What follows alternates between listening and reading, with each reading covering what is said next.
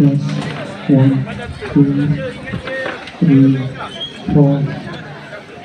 1, 2, 3, 4, 5. 1, 2. Walakal hamdu ba'da ridha. Allahumma inna nas'aluka mujibati rahmatik wa azaima maghfiratik wassalamata min kulli ithmin wal ghanimata min kulli bir wal fawza bil jannah wa najata minan nar. Allahumma aslih dhata bainina wa alif baina qulubina wahdina subul salam wa najjina minaz zulumati ilan nur وجنبنا الفواحش ما ظهر منها وما بطن. Allahumma ya Allah, kami mohon kepadamu ya Allah, pada pertemuan petang ini yang diadakan di PPRC Semarang ini, Engkau kurniakanlah kepada kami seluruh penduduk PPRC Semarang ini persatuan dan perpaduan sesama kami, antara jiran-jiran, antara sahabat handal yang kami baru kenal maupun yang telah kami kenali lama dahulu ya Allah. Ya Allah, satukanlah hati-hati kami ini ya Allah. Jauhkanlah dari sifat mazmumah, jauhkan dari sifat takbur, bongkak, sombong. Hanya semata-mata kami mohon ridha-Mu ya Allah di bulan yang barakah, rahmat di bulan Rajab ini ya Allah. Ya Allah, jadikan majlis pada petang ini majlis yang Kau ridai ya Allah. Jadikanlah pertemuan selepas ini pertemuan yang Kau kasihi ya Allah. Kau kasihilah kami semua penduduk PPRC Semarang ini ya Allah, daripada awal daripada sembilan jenazah mengikut hierarki, mengikut siapa dulu. Jadi kalau macam tu kita jemput Cikgu Rahim lah untuk bagi sikit ucapan ya. Silakan. Terima kasih saudara Jun selaku pengacara majlis bidang tribun. Assalamualaikum, salam sejahtera buat semua warga PPR Seri Semarang. Semua dah tahu mengapa kita perlu berkumpul kat sini. Sebelum tu saya nak perkenalkan diri saya dulu. Orang kat sini biasa panggil saya Cikgu Rahim sebab memang itu kerjanya saya dulu. Rahim nama di kampung, nama ikut IC Muhammad Khairi Zamri. Saya nak cerita sikit je tuan-tuan dan puan yang kami kat sini. Kerajaan tentukan dasar setinggal sifat, maka disediakan kita rumah panjang, betul? Daripada rumah panjang disediakan penempatan PPR, betul? Dan pada ketika itu kerajaan hanya pastikan setiap orang ada rumah sahaja, betul? Tidak ada prasarana yang lengkap. Is that right? Tak ada kan? Tidak ada dewan, tidak ada padang bola, tidak ada padang futsal, tidak ada pelbagai kemudahan infrastruktur yang sepatutnya ada. Sebab pada ketika itu kerajaan berfikir nak pindah orang dulu, nak pastikan setiap orang ada rumah, betul? Okey, bermula daripada era Cik Zul Halimah Puak B selaku pengerusi penaja Persatuan Penduduk, sampailah ke peringkat Pangah Bakar. Ingat lagi tak? Itu mantan pengerusi. Selepas Pangah Bakar saya menerajui persatuan. Kemudian Cik Mei, lepas itu Cik Hafiz, dan berita sedih jatuh di tangan Cik Azmi yang pada ketika itu mentadbir persatuan kita. Okey, yang saya nak beritahu, mereka inilah, persatuan inilah yang membuat permohonan kepada agensi tertentu dengan bantuan, dengan sokongan pejabat parlimen pejabat parlimen ataupun wakil rakyat setiawangsa, sebab kita di bawah setiawangsa. Maka dengan itu, dengan permohonan yang persatuan dah buat pada ketika itu, lahirlah Dewan Terbuka. Kalau kita kurang mampu, di sinilah kita buat aktiviti, betul atau tidak? Kalau kita mampu, kita akan pilih dewan-dewan yang hebat. Adakah dewan ini datang sendiri tanpa dipohon? Tak kan? Bila kita mohon, persatuan mohon dengan sokongan NGO yang ada kat sini, maka kita dapat dewan, kita dapat, tak ada sebutlah, tengok je. Yang mana tuan-tuan dan puan-puan adalah ahlinya, menyebabkan benda ni wujud. Infrastruktur ini ada, betul atau tidak? Tanpa keluar 1 sen pun duit kita, betul atau tidak? Okey, dah jadi dasar kerajaan apabila rumah bertingkat perlu ada JMB, betul atau tidak? Sepatutnya NGO yang ada kat sini bersatu dengan fungsi masing-masing. Surau dengan fungsi dia, persatuan dengan fungsi dia, JMB dengan fungsi dia, KRT dengan fungsi dia. Apabila fungsi-fungsi ini bergabung, siapa yang akan sejahtera? Tentu kita yang duduk di PPR Seri Semarang. Demi Allah, kalau tak ada persatuan pun saya dah kukuh dah. Tuan-tuan dan puan-puan dah kukuh dah, betul atau tidak? Tapi persatuan ini perlu untuk anak dan cucu kita yang akan mewarisi PPR Seri Semarang. Jadi mengapa nak cari salah-salah minor problem sehingga persatuan kita terbatal? Nak hidupkan boleh, memang boleh. Nak tak? Ini bagi saya isu rumah tangga. Kamu bergaduh, selesailah dulu. Sebab saya terkejut, yang komplain tu adalah timbalan pengerusi.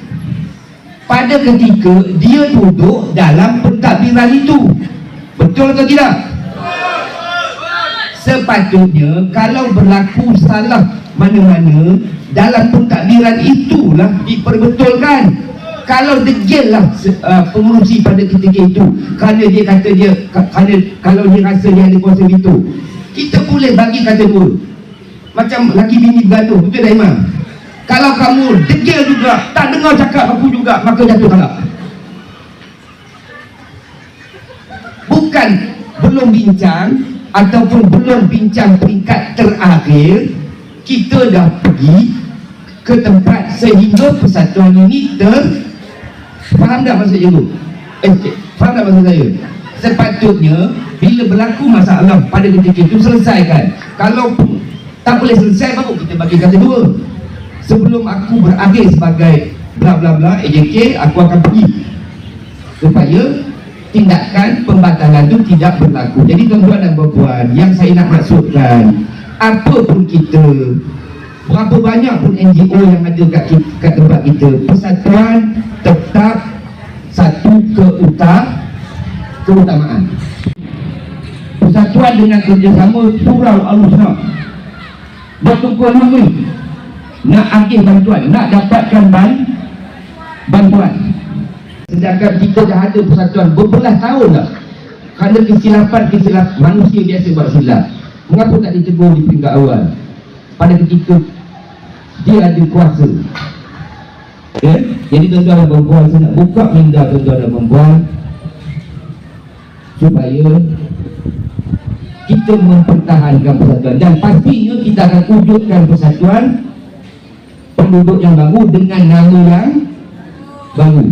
Tapi objektif kita tetap sama, untuk keselesaan, keselamatan, kesejahteraan, kerukunan dan kesamaan sesama kita di PPR Seri Semarang. Tanpa kira apa pegangan kita, tanpa kira apa warna kulit kita.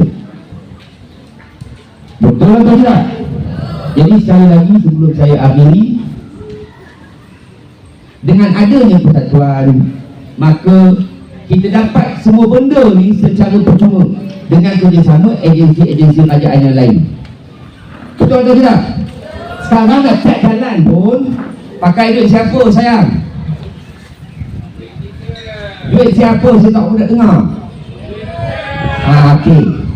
Jadi kalau ada persatuan, ada JMB, kan perkara tu jadi lebih apa? lebih mudah. JB laksanakanlah fungsi dia, persatuan laksanakan fungsi dia. Nak gaduh buat apa? Macam kita duduk dalam satu rumah tangga, suami fungsi dia, isteri fungsi dia, anak fungsi dia. Dia nak pergi gaduh sampai bercerai buat apa? Okey, Assalamualaikum dan salam sejahtera. Yang dulu waktu cikgu lain, saya pun nak duduk ke mana begini awal buat. Jadi itulah sikit sebanyak pandangan dan juga luahan apa yang telah dilalui oleh Cikgu Ibrahim semasa dan juga masa kini dan masa yang dalam persatuan. Itu wata lempitan daripada penubuhan persatuan. Jadi untuk seterusnya kita jemput iaitu mantan seorang lagi, iaitu Kemen, untuk memberi sikit sepatah dua. Ini terjadi sebab semalam ini dibina di atas dasar perjuangan. Siapa yang berjuang? Saudara yang berjuang. Saya masih ingat lagi di semalam waktu itu ada 3 persatuan. Pertama, persatuan Aidilibua. Yang kedua, persatuan Kakul Airwandu. Yang ketiga, persatuan B, E dan F. 3 semalam. Akhirnya 3 ini kita berkorban mewujudkan atas nama Persatuan Penduduk PPR Sungai Semalam. Siapa yang berjuang? Saudara yang berjuang. Saudara yang bagi mandat pada pengurusi persatuan itu untuk berjuang bersama-sama. Hari ini, waktu saya menjadi pengurusi, saya masih ingat. Hari ini petani saudara ada juga merupakan satu tani saya. Kalau saudara sedih, saya pun sedih. Apa yang kita buat? Segera matangkan kebetulan sasaran sekolah. Lahir di kalangan 3 persatuan yang berjuang. Tak kira siapa anda, Ladi, Tuan Haji Mahal, artis, dan saudara semua ada berjuang. Mr. Maran, kaum India, bersama-sama dengan kita untuk berjuang, untuk menunjukkan semarak yang harmoni. Apa yang kita buat? Kita bersama-sama bina Mekah. Kita bersama-sama membina Dewan Belai. Hari ini dah bilang kita sama-sama untuk apa kita bina? Okey, kita bina masak permata. Untuk apa saudara? Supaya anak-anak saudara bijak di waktu kecil. Sebab saya sedar kemiskinan kita kena satu saja, supaya anak-anak kita ni pandai, anak-anak kita ni bijak, supaya dapat memperbaiki masa depan kita. Itu je masalah saya. Soal pelajaran, saya meletakkan nombor 1. Kita buat kursus. Dan kita dirikan untuk ibu tunggal, untuk buat kuih. Kita buat kelas beliau wanita. Dan untuk kesihatan, kita buat klinik Malaysia. Tetapi hari ini semuanya sudah hancur. Saya tak faham. Sampai sekarang saya tak faham soal kebajikan ini tak ada di atas. Soal keuangan menjadi sumber segala kuasa. Sudah saya masih ingat lagi soalan yang terjadi asma menggunakan oksigen. Kalau tidak ada klinik Malaysia waktu itu, dia sudah meninggal. Jadi perjuangan yang kita bentuk hari ini ialah penyampaian kepada semua di PKR Semarak. Dan hari ini juga saya meminta sekali lagi jasa-jasa tuan-tuan, sebab untuk menguruskan persatuan penduduk yang baru menyebabkan 10 orang akan berkorban. Dia tidak boleh memegang jawatan selama 5 tahun. Siapa lagi saya nak cari? Siapa lagi kita nak cari? Dia tak boleh pegang apa-apa jawatan. Betul ya? Selama 5 tahun. Kenapa saja? Mungkin kita, sebab divisi Semarak itu beza dengan tempat lain. Saya pegang 2 penggal, jawatan, saya pegang sikit, saya bagi orang, pegang sikit, bagi orang. Kita berkongsi, sebab niat kita supaya 50 ini akan lahirnya pengusi-pengusi. Sekarang di Lodi, Encik Azrin menjadi pengusi. hari ini saya selaku mata menyuruh kerana untuk menghidupkan balik persatuan mesti membutuhkan sokongan saudara. Hidup atau mati? Kuat lagi, dia orang benar. Hidup atau mati? Itu yang kita nak. Itulah sokongan yang kita nak daripada saudara. Sebab suara ini akan dengar oleh Menteri KDN. Sekali lagi saya tanya, hidup atau mati? Mampu juang dan persatu ini hidup kembali. Dan kita minta jugalah Cik Aziz yang mendirikan usaha beliau mendirikan anda kata Menteri turun di Bukit Sasara untuk menghidupkan balik persatu ini, minta hadir bersama. Sebab perjuangan ini bukan perjuangan kami. Perjuangan kita ini adalah perjuangan kita semua di Bukit Sasara. Itu saja. Saya sendiri. Assalamualaikum warahmatullahi wabarakatuh. Dalam pertubuhan kita ada kena buat satu surat daripada persatuan daripada yang lepas, maksudnya pihak yang berkenaan dan isikan borang rayuan hantar kepada Menteri dan KDN melalui seluruh bahagian. Itu yang saya tahu lah. Jadi banyak lagi benda-benda ni kita nak cakap lepas ni. Jadi di atas pengalaman apa yang kita ada hari ini, kita akan berkongsi bersama. Sebagai penduduk saya tak buat pesan. Okey, yang kedua, duit persatuan penduduk kita ada dalam bank hampir 40,000. Kalau dibatalkan duit tu bank hampir 40,000, bukan saya cakap kosong tau. Saya bukan seorang penyangun. Duit persatuan penduduk ada dekat dalam bank hampir 40,000. Bukan kita belanja sembarangan tau. Benda tertentu kita belanja. Demi Allah saya cakap duit ada hampir 40,000 dalam bank. Kalau dibatalkan duit tu ber. Itu kena ingat. Dan saya tak boleh pegang jawatan selama 5 tahun. Lagi satu, laporan polis saya tak ingat. Satu saya dalam mempertahankan persatuan penduduk dan ahli persatuan dan penduduk, 2 laporan polis telah dibuat kepada saya. Yang pertama, saya pertahankan pusat aktiviti kemas untuk ibu-ibu belajar menjahit masak. 1 laporan polis telah dibuat kerana saya mengganggu gugat ketenteraman penduduk. Itu Cik Kayu buat. Dia itu buat laporan. Saya pertahankan pusat kemas. Yang kedua laporan, dia kunci pintu pagar yang kecil-kecil untuk laluan orang keluar masuk tu. Saya pergi kata dia buat laporan. Malam pukul 9 malam saya dipanggil oleh ITB Wangsang Batu. Saya pergi malam tu. Dia tanya saya, ni kira awak ke jenayah, awak merosakkan harta orang.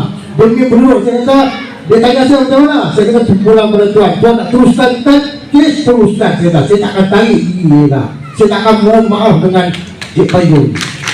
Itu kes jenayah. 2 laporan polis dibuat atas saya.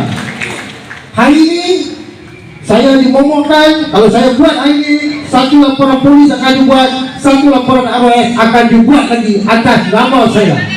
Itu saya nak clearkan pada hari ini ya. Jadi saya bersemangat pada hari ini. Tuan-tuan datang menyokong saya, bukan menyokong saya, menyokong penduduk PKS Semarang untuk terus bergerak ke hadapan. Hidup Semarang! Hidup Semarang! Hidup Semarang! Okey, lagi satu sebelum kita balik, jangan balik lagi. Tuan-tuan pergi dekat tengah padang yang tempat Prozo tolak tu, berkumpul ramai-ramai kat situ. Kita nak ambil gambar, kita nak buat bantahan.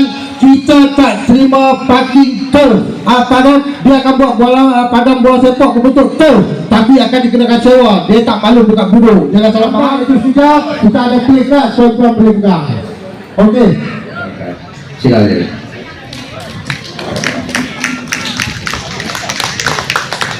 Assalamualaikum warahmatullahi wabarakatuh dan selamat datang kepada semua ahli usaha buruh BPS Semarang, warga persatuan buruh BPS Semarang yang hadir pada petang ini sebagai tanda sokongan dan sayangnya kepada persatuan buruh. Inilah satu-satu majlis yang dihadiri oleh 100% mantan. Menyaksikannya sebenarnya. Okey, sebenarnya saya rasa kagum di atas semangat mantan-mantan yang ada seperti Cikgu Rahim, selepas itu Cik Mei, Encik Azmi dan sang giliran saya pula untuk berucap. Dan hari ini saya sebagai pengurusi yang lalu, mantan pengurusi yang lalu, dan aduan tersebut dibuat dan ditujukan khas kepada saya. Jadi tuan-tuan dan puan-puan, jika menang mungkin tidak ada report. Jadi sebab kalah lah ada report. Ya, jadi kebetulan pada masa itu dia kalah kepada Encik Azmi. Jadi dia buat report dan aduan kepada OS selepas syarat-syarat ataupun permintaan tertentu tidak dilaksanakan ataupun tidak ditunaikan. Jadi tuan-tuan dan puan-puan, kereta ataupun perangai seperti ini kalau boleh tidak mahu ada dalam PPS Semarak. Saya pun tak faham macam mana bekas auditor bank negara boleh dapat rumah PPR.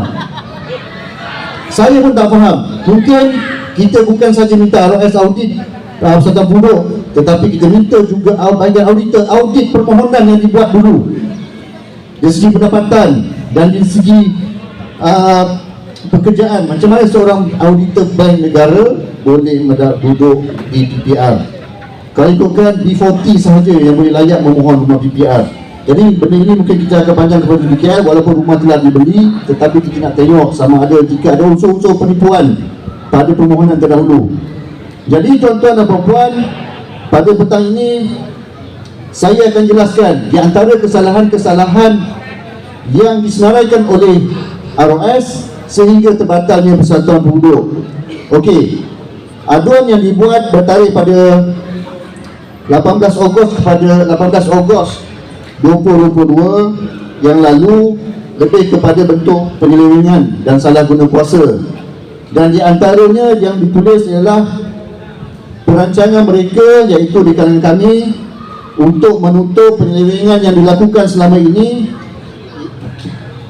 ialah dengan memastikan saya, calon pengurusi persatuan penduduk iaitu Encik Faizul, tidak menang, sebab dengan cara itu mereka dapat menutup segala penyelewengan kewangan yang dilakukan. Atas perancangan jahat dan strategi kotor, saya berjaya dikalahkan dan bendahara Encik Azmi tersebut berjaya menyandang jawatan pengurusi persatuan penduduk. Okey, segala perbelanjaan sama ada betul ataupun salah ataupun ada error seperti yang telah dibentangkan dalam mesyuarat agung yang lalu telah disenaraikan di dalam penyata kewangan. Semua ada, tuan-tuan boleh tengok, boleh baca, dan tidak ada satu pun yang kita selindung.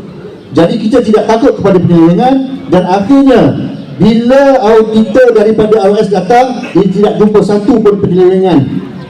Yang dijumpa ialah salah laku ataupun kesalahan-kesalahan yang melibatkan kerja-kerja setiausaha dan juga beberapa perkara-perkara teknikal yang kita tak sedar pun. Contoh, saya bacakan kepada tuan-tuan dan puan, mungkin ada yang dah baca di dalam grup WhatsApp ataupun yang ditampal di dinding penyata papan notis di bawah blog, tetapi mungkin ada juga yang belum baca, jadi saya bacakan di sini dan saya akan jelaskan kepada tuan-tuan dan puan-puan. Okey, di dalam surah ROS dalam perkara 2.1, pertubuhan didapati telah dengan sengaja melanggar fasal 2.1 Undang-Undang Berdaftar Pertubuhan kerana menggunakan atau membuat pertukaran alamat berdaftar dan surat menyurat di unit B0001 PPRC Semarak. Okey, ROS kata salah kerana kita menggunakan alamat pejabat persatuan penduduk sedia ada. Okey, untuk makluman tuan-tuan dan puan-puan, persatuan penduduk ditubuhkan, didaftarkan di alamat B0001, iaitu di pejabat sekarang lah, di bawah blok B. Jadi pihak DBKL kata pada masa itu Cik Helmi kan, Lebay Helmi kalau tak silap, dia meminta kami berpindah pada waktu itu Pak Ngah lah pengurusi, minta berpindah di blok D. Jadi apabila dah pindah di blok D, diminta pula berpindah di blok B. Pada ketika berpindah di blok D, si usaha Pak Ngah pada masa itu iaitu Puan Sally telah membuat pertukaran alamat pendaftaran di blok D. Jadi tak sangka pada masa itu diminta pindah semula ke blok B. Jadi tuan-tuan dan puan-puan, seterusnya selepas pertukaran pengurusi kita kekal di situ. Lepas Cikgu Rahim, Cik Ned dan saya, kemudian Azmi, kita tak tahu itu pun satu kesalahan. Tapi pada ROS, ini adalah satu kesalahan. Jadi apa yang kami boleh buat lagi, sedangkan ini adalah kesalahan-kesalahan teknikal yang sepatutnya boleh ditimbangkan pun, boleh diubah semula. Bukan kesalahan-kesalahan dalam bentuk penyelewengan ataupun salah guna kuasa dan sebagainya, hanya menggunakan pejabat yang salah. Macam mana kami nak guna alamat berdaftar di blok B sedangkan di BKL pakai pejabat tu? Persatuan dalam siasatan. Pertama, yang keduanya report atas 2 hari yang terlibat. Keluar cek atas Afi dan juga Azmi yang sign. Maksudnya dia sign masa tu, contohnya masalah keuangan ini tidak boleh. Tetapi Azmi dengan Cik Afi memang yang dapat. Minta maaf. Jadi macam mana saya dapat, saya tak tahu, dan saya juga bertanya siapa yang report. Maklumat tu tak dikeluarkan sebab awal report. Kepada pihak COD yang BKL ya, mohon kerjasama kepada tuan-tuan, puan-puan, ibu-ibu semua ya. Jadi saya di sini mengucapkan terima kasih yang hadir pada hari ini.